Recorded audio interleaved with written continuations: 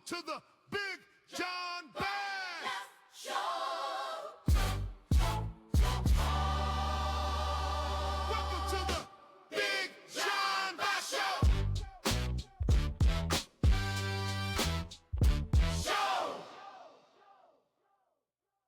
Hello, legends, and welcome to the Big John Bass Show. I am Big John Bass. Welcome back to another episode.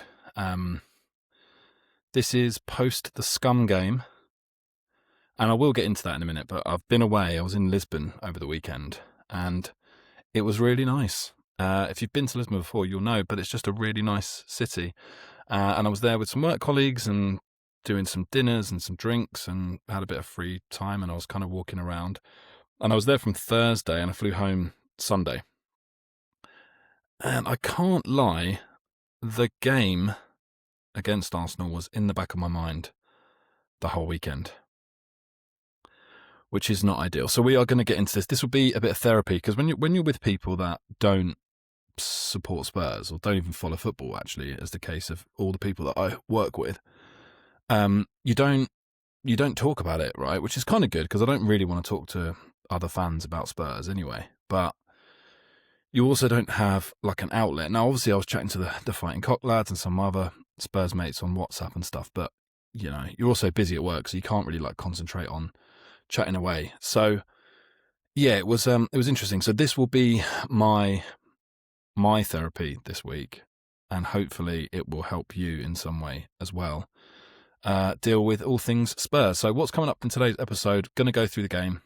I'm not going to go through sort of bit by bit tactical stuff, more just sort of big picture. And there's reasons for that, but I'll give you a bit more of a view on that. I want to talk about like Tudor's first game. Like, what did he learn from this? Did he learn anything at all other than we're absolutely shit? Who's going to carry the blame? Like, what is this situation we're in? Who actually carries the blame for this? And then I'm going to talk about Fulham, because the Arsenal game is one thing. I think we expected that to be a tough game, and weren't particularly like banking on that being a win, right, or even a draw. Whereas the Fulham game is one of those games we have to win. So we'll get into that, looking at like potentially what Tudor can do, predictions, etc. And then I'm going to answer your questions from X, Twitter. Obviously, I've written X like a twat. It's still Twitter for me. And people have submitted questions on Twitter, which is really nice. Also, thanks to everyone who listens to this pod, who puts comments on like Spotify and does reviews and stuff on Apple and Spotify. I actually really appreciate that, because it's not that common apparently to get as many like comments on per episode as I'm getting from all of you lot, which is really, really kind and really sweet, and I do really appreciate it. So yeah, feel free to keep sticking on comments there. If you like the show, great. If you want to slag me off, also, you know, it's a free country, right? I'm big free speech advocate, so you can slag me off if you want. But please make sure that you do the rate and review stuff so that more people see it, because I think basically as the pod's growing, that helps more people to see stuff. Also, if you want to see this, you can. I also upload the video to Spotify, so if you listen to it on Apple, I think you can. If you want us to do it on Spotify, you'll get the video. And I also have a YouTube, so if you want to have a look on there, Big John Bass Show, you can. Right. All of that stuff's out the way. Shall we get into the first part of this podcast, which is obviously going to be talking about the Arsenal game, the North London derby, otherwise known as the Scum game. I was actually on my way back from the airport, and I knew I would basically land with about 45 minutes before the game was due to kick off. So I thought, get my bag, get in the taxi, round the M25, I might make it back 25 minutes, maybe for the second half. I'm sitting on the plane in Lisbon, ready to go, and then the dreaded, I'm really sorry, but due to some work undergoing over in France, we're now not going to be able to take off on time. So I was like, for fuck's sake, I knew this would happen. The one flight, I just want to be on time. We've got issues. And of course it was France doing some sort of like, oh, we're not happy with our pay conditions. No one's happy with their pay conditions, France. You're just delaying my flight home. I want to go and watch the North London derby. So yeah, some French workers were doing some madness in France, so we couldn't take off on time. and they said it was going to be an hour delay. So I was like, right, well, that's it. I'm literally going to miss the game. So my backup was basically in the back of my car, I will just listen to the radio. I'll download BBC Sounds and I'll listen to 5 Live. I haven't listened to a Spurs game on the radio for a long, long time.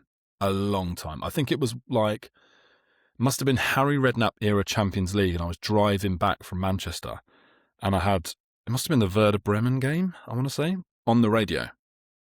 And I don't mind it. Like, I quite like listening to football on the radio. It's all right, but it's a very different experience. So I land, I get in the car, and I realise, like, I don't have to listen to it on my phone. I can just ask the driver to put it on the radio. So I said to him, sorry, mate, do you mind putting on the football on 5 Live? And he was like, oh, yeah, who's playing? And I was like, oh, fuck, no, what if he's Arsenal? This is a disaster. But then, you know, obviously, as soon as he goes, well, who's playing? I thought, oh, this is safe. He doesn't even follow football. It's fine. I went, oh, it's Tottenham Arsenal. He went, oh, I love both teams. I was like, oh, for fuck. You don't love both teams, mate, do you? You don't. He went, yeah, I lived in Seven Sisters. I was like, well, that's Spurs, mate, really. You should really support Spurs. And he was like, well, yeah, but I sort of like both teams, you know. I'm not doing the accent, but he had an accent, right? So I don't think he was born in London, right? I don't think he sort of grew up around it. He's moved here, right? And so he's trying to be politically correct, right? He's trying not to pick a side. He might have favoured Arsenal, right? And as soon as I've said Spurs, he's gone, oh, well, I don't want to. He's a customer at the end of the day. I don't want to slag him off. So he's played it down the middle, which is normally fine, but I don't know if you've ever been in a similar situation, but it's sort of worse in a way, right? Because then every time there's like a chance or an ooh and an ah, he's like trying to talk to me, going, oh, they're getting closer. I'm like, mate, I'm trying to deal with this as best I can. I don't need another commentator talking about this with me. It's making it worse. It's stressing me out, if anything. So can we not do that? Because I'm struggling to cope myself, let alone you getting involved.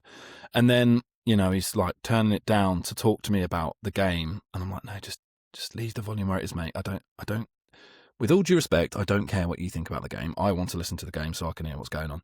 And then, you know, goals are flying in and he's like, it's quite sweet, really. He's basically taking my side. He's like, oh, these commentators are so biased. They sound like Arsenal fans, don't they? And I'm like, yeah, mate, yeah. So that was an unusual experience. And it wasn't a great way to deal, let's say, or have to experience a North London derby. Hard, not recommend. And since then, I've got back and had to watch it again. It's just to get a bit more of an understanding of what I'd heard, what it looked like. So I've seen all the major incidents. I've seen the goals. I've seen the fouls. I've seen all that shit. So I'm now up to speed. But yeah, that wasn't it wasn't an ideal way to listen to it. And also, I went fucking mental when the Moani goal went in and the driver was getting involved and then it was disallowed, which was pretty embarrassing for me because, you know, I don't even know this guy. He's just my driver on the day. And he's seen me go mental and then have to backtrack down. Pretty embarrassing. Okay, all right, let's get into this game. So, yeah, look, like I said, I was thinking about it all weekend. I was over in lovely Lisbon and I couldn't get this game out of my mind. And I was feeling optimistic. I think I said on this last pod, like, I don't know why, but I just feel like we're gonna do something in this game. Like, we've got a chance to do the funniest thing. Football's all about storylines and all about narratives. And I just had a sense of optimism. I just thought, yes, this is it. Like, we can change our season on a dime here by winning this game.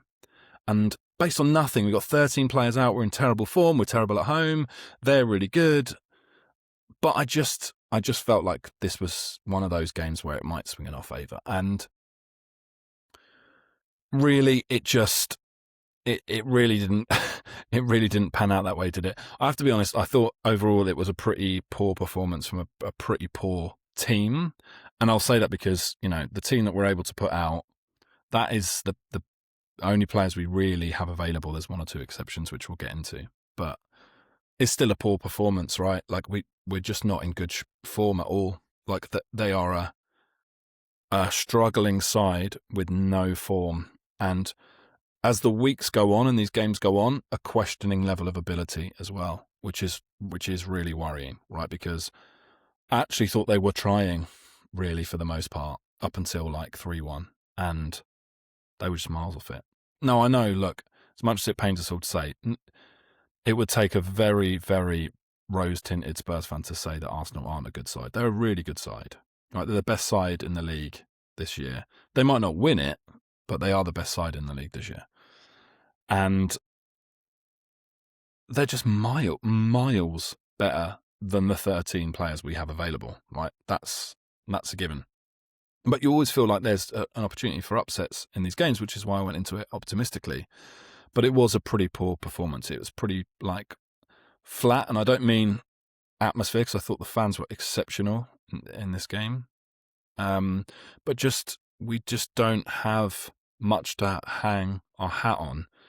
And I know people have made this point a lot, but the Junelars, the Bales, even Defoe's, the Keanes, these players who can just sort of, you give them half a chance, they're just going to smash one and score a goal from nowhere kind of thing. Or an Aaron Lennon who just pace is just so extreme that it can create things. Or a Peter Crouch who's sort of like an agent of chaos because he was an unusual player in terms of his size, but he was also very, technically very good. We don't have anything extraordinary in our team. It's all very one note, right? And I think it's sort of summed up perfectly by our midfield options. They're all basically the same player, except for Xavi Simons, right? They're all basically runners who work hard, run around a lot. They're not good at shooting. They're not good at passing. They're not good at, I'm removing Palhinha from this, but I'm thinking sort of Sarr, Gallagher, they're just the same type of player, even Gray to a certain extent. Now, I'm not saying these are bad players, and I definitely think in Gray's case anyway, there's a huge potential there, and even Sarr, there's huge potential there. But at the minute, the way that we're playing and the environment that we're playing in, those players we just look one note, right? No one's extraordinary. What's Kolo Muani's outstanding attribute? What is it? Right? He's not an exceptional finisher. He's not amazing in the air. It's not he's really strong or really quick or really skillful. What is it? And you can say that all over the pitch. Like Gray right now. And again, it sounds like I'm digging him out. I really don't mean this because I'm a big Gray fan. I think he will go on to be an excellent footballer.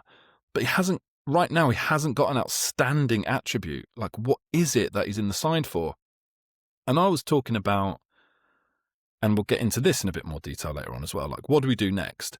And for me, I'm we've got to start getting players in their natural positions, even if those players, in the sort of normal universe, make sense.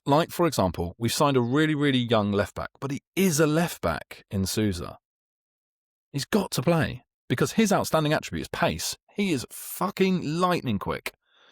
So he's a player that could make an immediate impact, or at least give us some sort of balance, because we're asking Gray to play in a sort of right wing-back type position, and he hasn't got any outstanding attributes that fit that role. It just, and this is, again, a wider issue that, again, we will get into in more detail later on. Our squad building has been horrendous, right? Because you're supposed to build a squad so that basically you have 2 players for every position, so that when someone gets injured, the quality might drop off, but their sort of core skill set is suited and position is suited. But we've got our second string, but none of them fit the positions that are available on the pitch. It's just a mess. It's a hot mess. And we've got to figure this out quickly. But yeah, I thought it was super flat, super predictable. It's not much different to what we've been seeing from Frank, right? There was a real lack of bite, particularly the second balls, right? I moaned about basically modern football, and particularly Thomas Frank was talking about duels. It's all about duels, all about winning the ball. Well, that's always been true, right? You always want to win the ball, and you always want to win the second balls. That is an important part of football, and it just seems like there's no bite, no passion there to do that and just scrap and get in the mud. We're in this weird position where it's and I think Mickey van der Ven is a good example of this. There's this cognitive dissonance where they're this football is shit and beneath me and rubbish and we're rubbish. But they're forgetting that when they say we, it's also them, right? You're not too good to be scrapping for second balls, lads. But it's they think they are, and because they think they are, they're not good enough to compete. And then they're going, but we're too good to not compete. It's guys, have you learned nothing? Are you not looking at the table? Because this doesn't scream to me like a team who are going, fuck, we're going to get relegated. We need to scrap for every ball here. We need to just fight, dig in, do whatever we can. It's like they're sort of forgetting that every loss gets us closer to a relegation battle. They think they're too good to go down. Then prove it, lads. Because right now, what it's going to take is a bit more fight and a bit more effort. And yes, you can say we have injuries. Yes, you can say, we've got to this point because of Vinay, Langer, the Lewis family, Levy. Yes, agreed. Totally agreed. But right now, in this situation, those players, I'm not sure they're doing enough. I just don't think they're fighting enough. Because, yeah, there's loads of talented footballers in that squad. But where's the fight, lads? Alex from Bristol said it on the Fighting Cock. He was expecting this game to be a bit of a throwback where there'd be a gulf in quality, but we'd match them for effort and passion and put a few tackles in, and we'd just be scrappy, and there'd be this like zip in the players. And it just wasn't there. And I'm not saying that they aren't playing for the manager or they don't care, but it's a different type of care. Like, I think they need to go back to basics and just think like, we just got to scrap here. We've got to fight for every second ball. And yeah, when we get the ball back, are there more creative things that Tudor can bring to the table to like get us playing better? Like, yeah, I do agree with that. But I still feel like they're burying their head in the sand. And like I said, Mickey van der Ven is the perfect example of that, where he's like, we're rubbish. We need to be playing better football and doing better things. Okay, do it then. Do it then. You are in control. You are one of the players who can make a difference here, who could do something. Play better then. Play better. Like, I've played in teams with fantastic players who, when things weren't going well, would basically be like, oh, we're rubbish, lads. It's like, but you are part of this team as well, right? And I'd understand if you were scoring 3 goals and then we conceding 4, you'd be pretty annoyed. 'Cause you're like, I literally can't do any more. We concede 1,000,000 goals a game, Mickey. Like, get your house in order, son. If we were losing games, 1-0 and having a bucket of chances, fair enough. Like, you can kick off and do what you want, because from my perspective, your side of the pitch, the bit you're responsible for, you're doing your job, and the strikers aren't taking their chances. You're you're well within your rights to be frustrated that you've lost a game because you had 5 chances and you didn't take a single one, and they had 1 chance and took it. But in this scenario, we concede a lot of goals every game. And you're not better than us, Mickey. Like, you're not. I'm sorry. He's a talented footballer, but he's much more of an athlete than he is of a footballer. And if you are as good as you think you are, do better. Do better. Because the very best defenders we've seen in the game would make us better immediately. And when he's in the side, we're still absolutely terrible. So I know it's not one player, but take some responsibility. Take some responsibility. Again, I've played in Sunday League teams where you're a bit of a shambles. One of the old boys who's coming back from injury comes down and plays, in the reserves. And immediately he's organising everyone. He's getting everyone set. He's talking to everyone. He's talking everyone through the game. And you just perform better as a unit because you've got one person there who is better than everyone else and leads by example and tells everyone, talks everyone through the game. He wants to bitch and moan, but he should be the one leading that line. He should be the one taking responsibility, and he just seems to be pointing the finger at everyone else, and it really annoyed me. And I think it's emblematic of our squad. They all want to point fingers at everyone else like it's everyone else's fault. Take some responsibility. And yeah, I think this is like, unfortunately, some of the same issues that we're seeing right from this squad. It's the same problems. They go a couple of goals down, their heads go. They can't deal with adversity. They can't keep a lead. They concede individual errors. Like, the individual errors for goals is just crazy. No manager can deal with that. I mean, that's just ridiculous. And every game, huge problems with that. So, look, I don't want to go into like much more specifics other than, look, the key moment for me was obviously the 2-2, or what would have been 2-2, Mwani's disallowed goal. It's one of those things. Look, we didn't deserve to win that game. I'm just going to be super clear in case anyone wants to clip this up and make it seem like a Spurs head loss. we didn't deserve to win the game. Arsenal probably would have won the game 3-2, 4-2, 5-2, whatever, right? But the goals do change games. And after conceding, immediately to make it 1-1, you got the feeling if we did it again, it sort of breaks this, like, psychologically, it breaks this barrier of, like, we can keep scoring goals against you. So, like, they're going to have to be a bit more conservative. They're going to have to be a bit more cautious. And that can affect the way they play. Like I said, they're probably going to go and win the game anyway. But you see these moments again and again against us. And there's been loads of stats going around about, we've got the lowest amount of penalties, and the fouls in terms of free kicks to foul ratio. Like, we are seemingly, for whatever reason, being very harshly treated by the officials. And it is going to have a material effect on us. Like, it's going to. And there's been loads of clips flying around of goals against us where, a centre forward has flown in, little push in the back, not a big push, but just exactly like Mwani's, in fact, way more than his, and head a goal in. And it's just annoying, right? And my bass of the net rant again is VAR. What is the fucking point of it? What's the point of it if it's not for stuff like that? Clear and obvious error. That's a clear and obvious error. He's made an error, hasn't he? And this is the problem with the system. It's broken down because it's basically like, now we can all predict it. If the ref blows really quickly and he's made like what he thinks is a strong decision, they don't want to look to overrule him. If he's not sure and lets it go, they'll overturn it. Like, it's becoming predictable and becoming dangerous because, again, it's like, what is the point of it then? Like, if we're not going to actually review mistakes, I'd just love to go to be able to say to the VAR room, right, here's a replay of a goal we conceded. Exactly like that. Romero gets pushed in the back and they score. Why wasn't that one a foul? Either, oh, well, it was a foul, in which case, okay, fine, well, we want some fucking points back then. Or, no, that's not a foul. Great, then this isn't a foul, so the goal stands, yeah? Cool. What is it? I just don't understand what the point of it is. We've got exactly the same scenario we had when we didn't have VAR, which is ultimately it comes down to people's decisions and therefore mistakes on the day. I can live with a referee in a split second seeing the ball come in and then seeing Gabriel go flying and think, oh, fuck, he must have pushed him in the back and given it incorrectly. I can live with that. I cannot live with blokes looking at a monitor 500 times, seeing the most pathetic touch in a back and a player throwing himself to the floor and going, oh, yeah, that's a foul. Let's leave it as it is. That's outrageous to me. So, yeah, my best of the net rant this week is inconsistency and disallowed goals when we have a video assistant referee there specifically to look at these mistakes and then not do anything about it anyway. Can't bear it.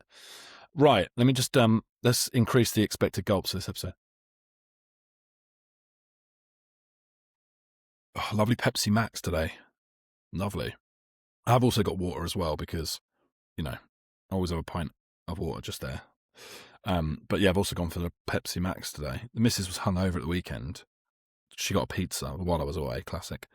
And comes with Pepsi Max, doesn't it? Just didn't drink it. So I've been sort of slowly making my way through it. I'm a big Coca-Cola fan, really. But it's fizzy, innit? I love fizzy. That's my kryptonite, lads, if I'm honest. I just love a fizzy drink. It's really bad for you. They're really bad. They're shit as well. Pointless waste of calories, but they're the best drink of all time. You can talk about like classy bottles of red wine that have aged and, a lovely champagne that's like £1 million or whatever you want, or a cold glass of water on a summer's day. A cold glass bottle of full sugar, full fat, original Coca-Cola is one of the greatest pleasures in a person's life. It is absolutely wonderful. It's one of my favourite moments of any holiday is I'll buy a couple of them and bang them in the fridge, and I'll wait until they're really cold, and I'll just crack one open and just sit there and drink it and watch the sun go down. It's my favourite. Anyway, right, let's get back into it. Now you know a little bit more about me, so there you go. Right, let's get into what we're learning from this game, because as I've said, and again, if you haven't listened to The Fighting Cock, they do a great job. All the other pods around do a great job of talking in detail about the specifics of the game. The reason that I always release this on a Wednesday is so that you've listened to all of those pods and now you want maybe a sort of take a step back, what do we do next type pod. And that's what I'm going to do next. So my thoughts on this Igor Tudor thing is, one, I don't give him a single grain of blame about this result or the performance or anything. He's had 5 days basically working with the players. Day one is going to be like just remembering everyone's names around and getting to know everybody and talking through what they're going to be doing, how they're going to be doing it. And then, you've basically got a couple of days on the training pitch and you can't work the players too hard because, there's rest days and all that kind of stuff. So we are talking a matter of days with the players. And my thoughts are that we didn't really see anything like dramatically or tactically that different from Thomas Frank, which I think a lot of people are sort of losing their arse over, like, oh, it's just Thomas Frank again, it's the same thing, nothing's changed. And I get that, because that is correct. However, and maybe I'm giving him too much credit, and maybe this will age really badly, this take, but this is just what I think I would do in this scenario is, you got 4 days, right? You've got 4 real days before the game. Do you, go, when you barely know the players, put players in positions you think make sense or try new things? Or do you go, right, I'm going to play basically the same lineups we've seen and basically the same formation based on what I've seen in these first 4 days, and then see what I learn from that in a real game, like really what this plays out like and who performs and who kicks up a stink and whose head drops and who's ready for this fight. Because you can do all you want in training, but I can't imagine that Igor Tudor's seen a lot of Spurs games this year. Like, he just wouldn't have. He's not going to watch 90 minutes of games. So he doesn't really know, like, what's Gray's best position and all this kind of stuff. So I think he would have looked at, like, where people have been playing and thought, right, I'll try and keep it consistent and have some continuity for this first match. And then I can learn from it. I can actually take a look and then I can go, okay, Gray doesn't work there. And maybe, I can't get enough ball progression out of Dragusin, right? So I know those 2 things need to change. Even if he now just changes those, he's learnt something, right? And so for now, until we get to Fulham, I'm going to give him the benefit of the doubt that he was looking to just learn something from this game, knowing that in all likelihood we weren't going to win this game. I'm not saying he went to lose. I'm not saying he wrote it off. I'm just saying that he would have had one eye on going, this is probably unlikely a game where I can get points. But this is a game where I can learn a lot and I can really use that to get maximum points from games I need to get maximum points from, i.e. Fulham and onwards.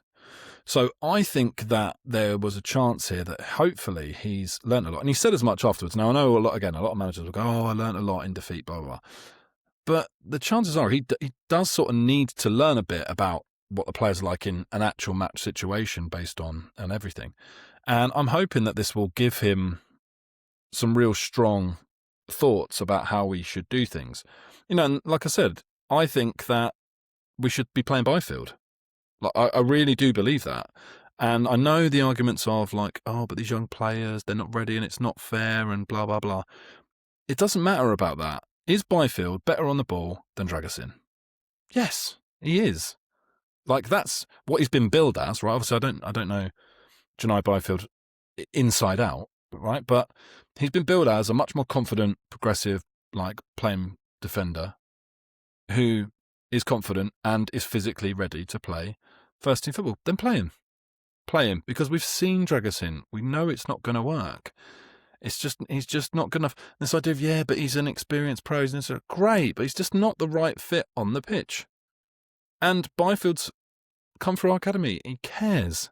I just hope that we see these little changes, try these little things, and get some of the logic in place. So things like Dragusin, he can't pass, so we need a player who can pass a bit better. Let's get Byfield in.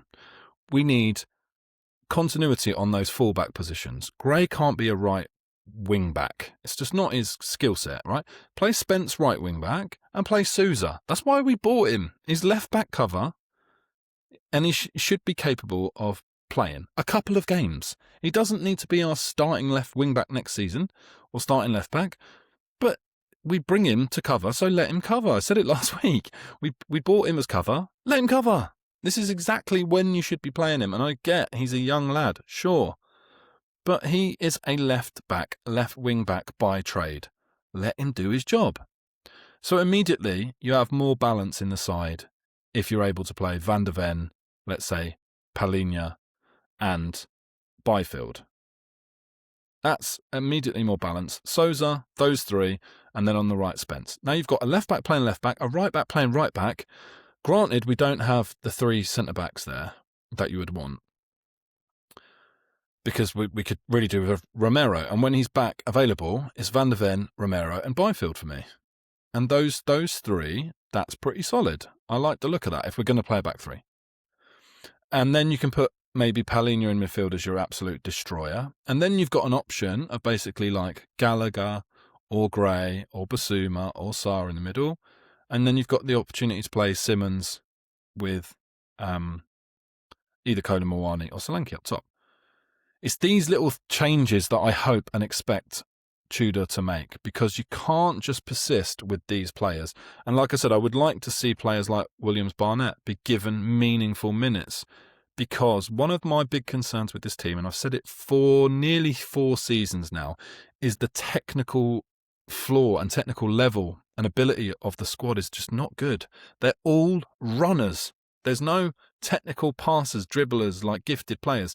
And that's why Simmons, as much as I've been critical of him in the past, that's why he stands out, but also why he gets completely isolated, because he's got no one to bounce the ball off and play with, because they're just a different type of footballer. And you need players in and around each other who know and can play in a technical way. And we are massively missing that at the moment from him. Or for him, sorry. So I want to see players like Williams-Barnett be given some minutes. That's what's going to help. Like, one of the things I noticed when I was listening to the game, because I think it was easier in some ways to take it in, the subs we made were basically like just forward players, because we were trying to chase the game. This is when it was like 3-1. We were trying to chase the game, so we just brought on like Tell, and Solanke. It's like, so we got Tell, Solanke, and Muani. So we got 3 strikers basically, but we've still only got Simmons. So you're still incapable of getting them the ball or like creating chances. So for me, this is the biggest issue. We've got to find a way to create more from midfield and have more technical players in that midfield. And whether he's slight or not, Williams-Barnett is the only one we've got who can come in and do something. And maybe it is too early for him, but it's desperate times, lads. Desperate measures. We've got to look at how we do that. So I'm hoping that's what we're gonna see. Because yeah, like I said, in the game at 3-1, the heads were down. We tried to bring on strikers and there just really was nothing there. There's just no confidence in this squad. You could really see that. There's nothing really for us to like get excited about. I feel like Williams-Barnett comes into the team and you don't know what's going to happen. Like, he's exciting, tricky player. You can get him and Simmons playing off each other. It can give us something. And we've got to try something different. Right, one last thing before I get into Fulham. This is just like, I wish I'd have put some money on it actually, because it was so glaringly obvious. Who's having a bad season for Arsenal? Eze, tick. Who's not lit the world alight up front for Arsenal? Gyökeres, tick. Both to score and Arsenal to win would have been the easiest bet in the world. Easiest bet in the world. It was always going to be them two. Eze, he's got 6 goals this season, 5 of them against Spurs. That is just peak us. That is classic us.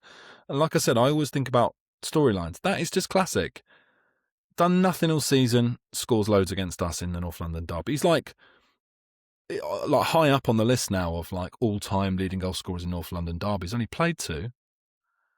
Ridiculous. And as for Gyökeres, the man runs like he's wearing 501s. You know, shout out Ben Bowman. Of course he scored. Of course he has. Done nothing, and we made him look like prime Drogba. Like, just absolutely classic, and it's so frustrating. And that is the classic Spurs script, unfortunately, at the moment. And look, like I said, I'm not blaming Igor Tudor for this game, and I am sorry. I've just dropped my drink a little bit. I've got a Goonies. I don't know if you see that. Goonies placemats for my drink, and condensation has made them stick to it, which is really boring if you're listening to this and not watching it, but I'm just sharing. Sorry, the XG, expected gulps on this episode are absolutely through the roof, unlike Spurs' XG. Yeah, look, I'm not blaming Igor Tudor for this.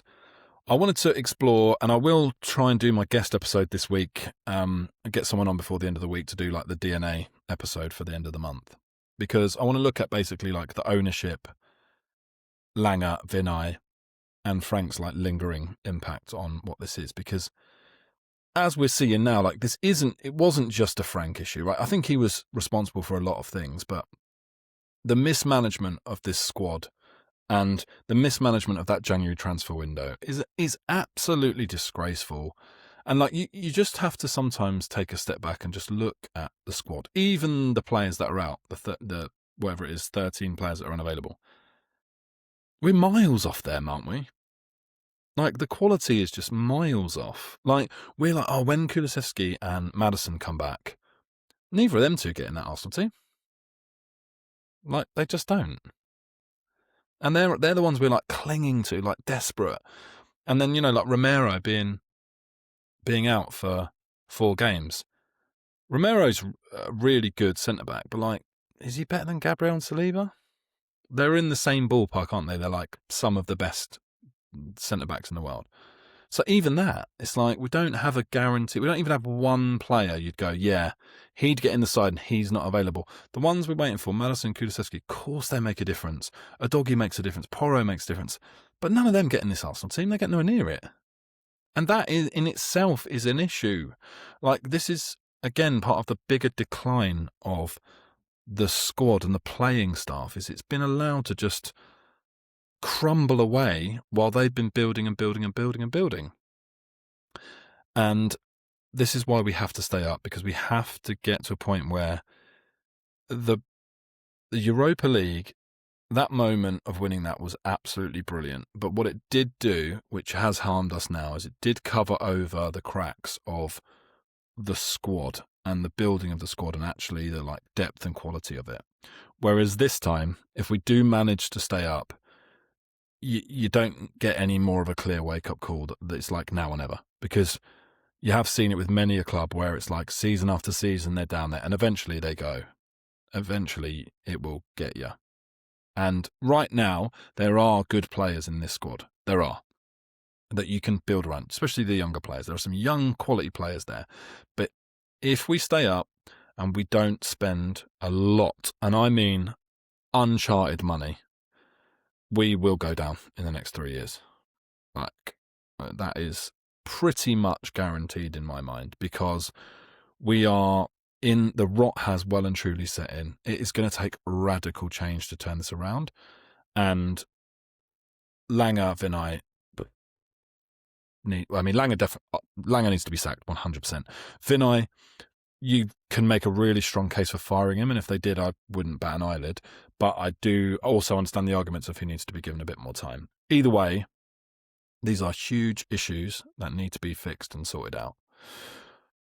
Right. God, I feel better. Like when you've been out for a night out and you're really hungover and you wake up in the morning and you basically know in the back of your mind, I need to be sick, but I don't want to be sick because being sick is horrible. Like, it's a disgusting feeling, right? I don't want to be sick, but I know that if I do, it will make me feel better. I still won't be perfect. I'll still be hungover. I'll still have, this sort of dull, aching headache, and I'll still feel a bit woozy and a bit shit. But once I'm sick, once I get the poison out, I'll start to mend. That's what this podcast has been. You've been the toilet bowl, okay? And I've been leaning over you and vomiting my thoughts and opinions into your mouth, right? And you've greatly received that. So thanks. And I hope in some weird way, as the human toilet that you are listening to this, that you feel good, because that's your purpose, isn't it? Your purpose is to like receive waste and deal with it. So this is a nice symbiotic relationship we formed here. Swallowing my verbal waste. So thank you. Now we can move into the hangover properly, right? We can start to order some junk food, which still isn't good for us, but we can look forward to it, right? Something to look forward to. So we've got Fulham on Sunday, which is the Domino's pizza, the greasy Domino's pizza that we have to eat. We have to eat it. We know it will make us feel better if we eat it, and if we don't, we're going to start drifting back into that sicky, disgusting, nauseous feeling. So what do we need to change? Well, look, I mentioned we've got to look at slightly different personnel. We've got to do something with bringing some of those young players in, switch it around. We've got to install some energy. I think he's got to, and this is what it's difficult because I think he probably has tried to like G them up a little bit, but he has to keep trying to get this into their head that it's like, you're going to have to scrap here, lads. It's not about being too good to play football. Sometimes you just got to scrap and fight, and we are in this battle and we have to start fighting. Also leadership, like, again, I know there's been some people going, oh, this Mickey van der Ven thing. And for those who haven't seen it, it's basically Eagle Tudor trying to squeeze them up the pitch, and Van der Ven just sort of looking at him like, really? Like, nah. And just sort of slowly starts to walk up and then stops and sort of hesitates. I want the senior players, and look, there aren't many of them, but the ones who are the more senior players, you've got to take some responsibility, lads. You've got to. You've got to stop looking around at everyone else and blaming everyone else. Just get on with it. I think I've said enough on Van der Ven, but just generally, the players need to take more accountability. They've got to get stuck in. Again, don't want to have a go at too many people, but Solanke, I've got a sore throat. I've got a bad throat. Oh, fucking hell, man. I know lads when we were younger who played with broken arms. They just were like, I'll stick a like little, like, I'll just wear the long sleeve shirt over my cast and like play with a broken arm.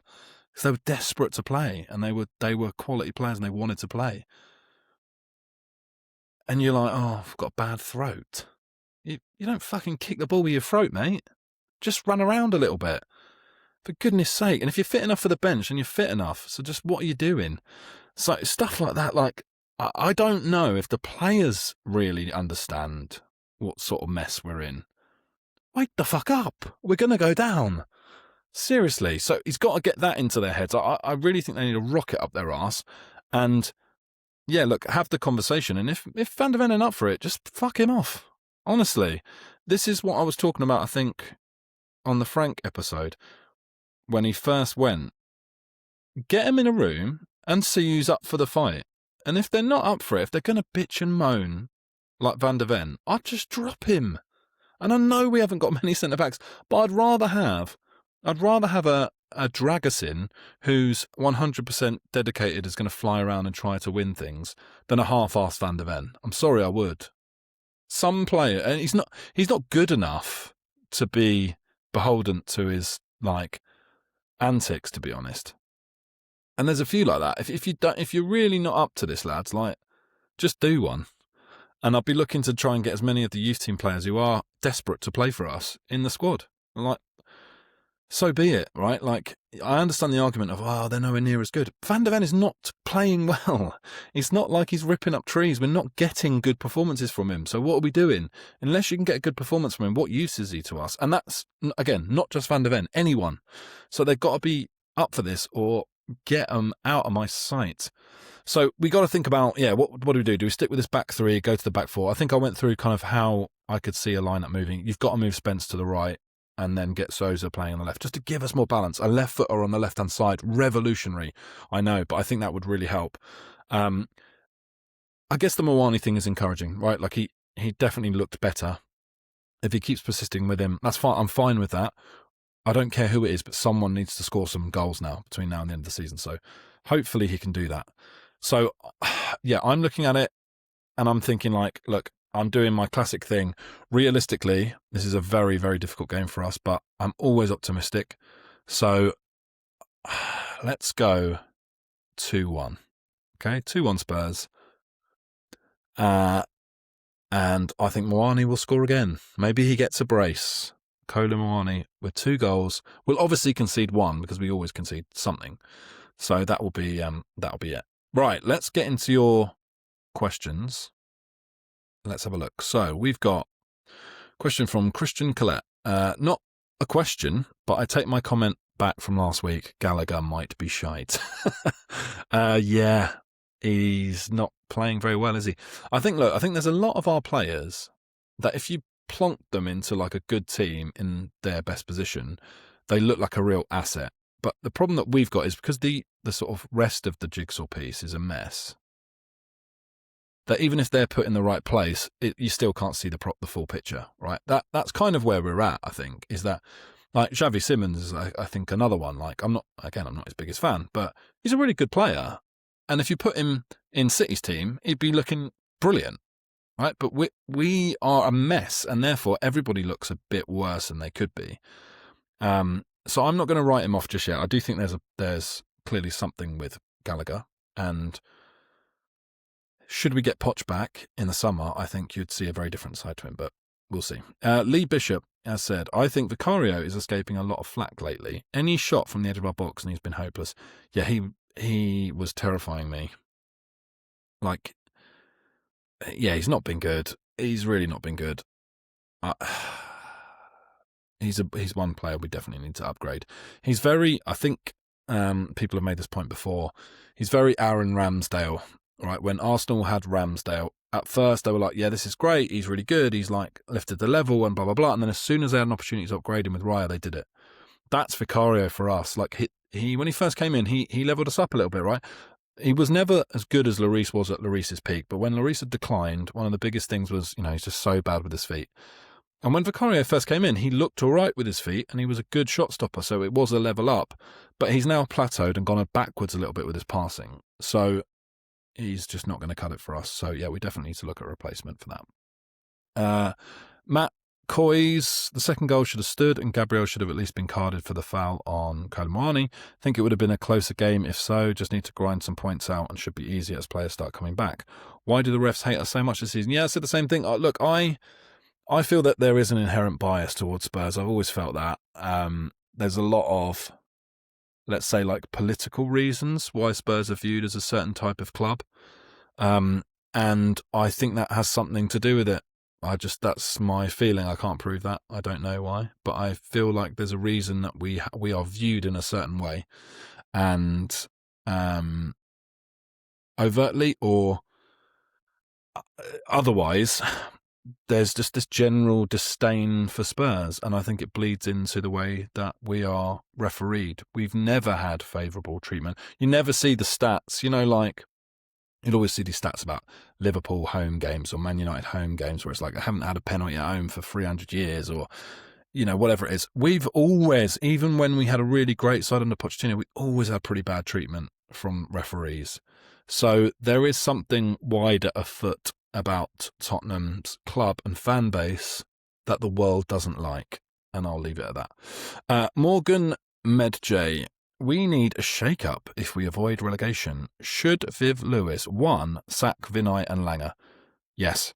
2, install Paul Barber as CEO. Well, don't really know much about Paul Barber, if I'm honest. I think I should get the job. I think I do pretty well. 3, create a director of football philosophy role for Glenn Hoddle.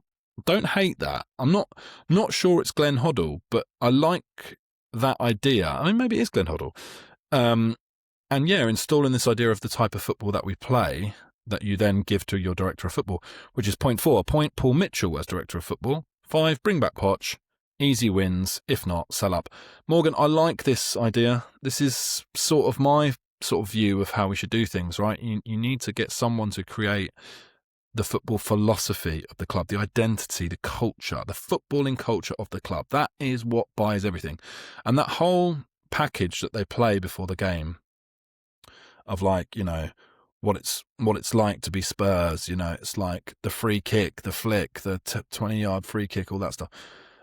Like explaining that in a cultural way and understanding like why players like Ginola and Bale and Raul Fox are so embedded in our like footballing culture. Explain that to them. Like they need to understand why we like flair, why we like skill, why we want players to try things and do things. That's our identity. And like I've said many times before, that's why Ajax have a very clear identity. And Barcelona, having, the Cruyff element from Ajax, have a similar culture to them because there's an identity around that. And Real Madrid's culture is the antithesis. It's like, buy the biggest names and be the biggest players. And if they don't work out, buy the next biggest name and the next biggest player. That's their culture. That's their footballing identity. That's what they're kind of known for, right? We need to understand what ours is. We've tried to go down let's be like Brighton and let's be like Brentford and be data-led. That's not our culture. That's not our footballing heritage.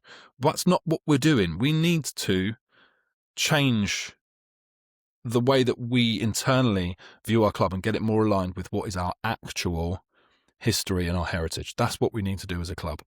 We're a side that wins cups and does firsts and does amazing things and is known for flair and excitement and like beautiful, like all white kits in Europe, and understanding why and what that means. Like, that's the stuff that is just missing.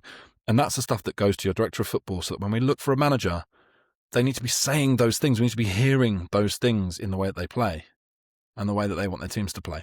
And when we sign players, we want to understand how that those profiles, like, yes, we need a left back. Yes, we need, a player who can play in this position. What's their character? What's their personality? How do they see the game? Like, how are they going to be adapted? How are they going to cope with the demands of a club of our size? These are all the things that they need to figure out. So, yes, let's wait and see. Thank you so much for your question. Thanks for everyone that sent me those. Appreciate it. So, yeah, I'm going to try, if I can, before the weekend, I'm going to try and record another pod with a guest that will be like a DNA, Spurs DNA sort of audit, where we go through everything from what's happening on the pitch to what's happening at sort of like recruitment and director level, and then the ownership CEO level, and what we need to do and how we need to do that. So I'm going to try and get a guest, and I'll do another pod this week, you lucky lot, and get that out before the weekend, because I'm going to Amsterdam this weekend and I'm going to see Wu-Tang Clan, because I am obviously an absolute fucking G. So yeah, I'm going to see Wu-Tang Clan this weekend, so I'll be watching the Fulham game in an Irish pub, I imagine, and having a right laugh this weekend, and then I'll be back next week. So please like, subscribe, please share this with people that you think might enjoy it. I'm trying to grow the pod, so if you know anyone that you think will enjoy listening to me gulp Pepsi Max and talk about how my listeners and viewers and friends of the show are human toilets, then, share it, because they'll bloody love it.